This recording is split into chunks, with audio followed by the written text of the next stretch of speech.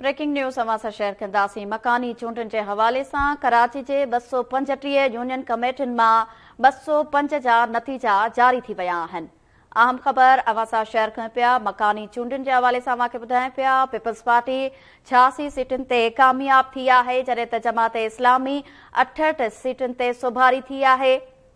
अहम ख़बर अवां सां शेयर कयूं पिया। PTI 37, नून लीग 7, JUI 2, आज़ाद उम्मीदवार 3, TLP जो 1 उम्मीदवार कामयाब थियो आहे। तफ़सील मालूम कंदासीं। लाइन ते मौजूद आहे KTN न्यूज़ जो रिपोर्टर आज़म ज़ोराणी। जी आज़म, छा तफ़सील आहिनि?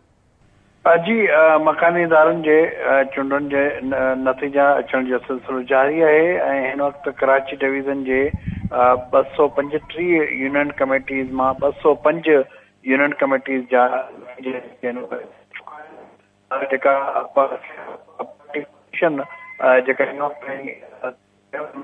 पाकिस्तान पीपल्स पार्टी शहर मां 86 खां वधीक यूनियन कमेटियुनि जा चेयरमैन ऐं वाइस चेयरमैन उन जा कामयाब थी चुका आहिनि।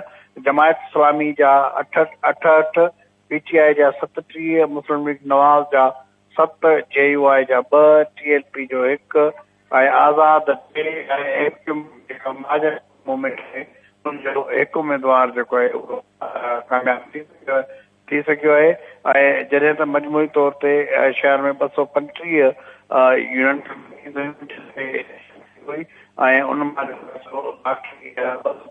जा नतीजा अची चुका आहिनि ऐं बाक़ी टी जेके पोलिंग यूनियन उन्हनि जा नतीजा अचणा आहिनि। जी।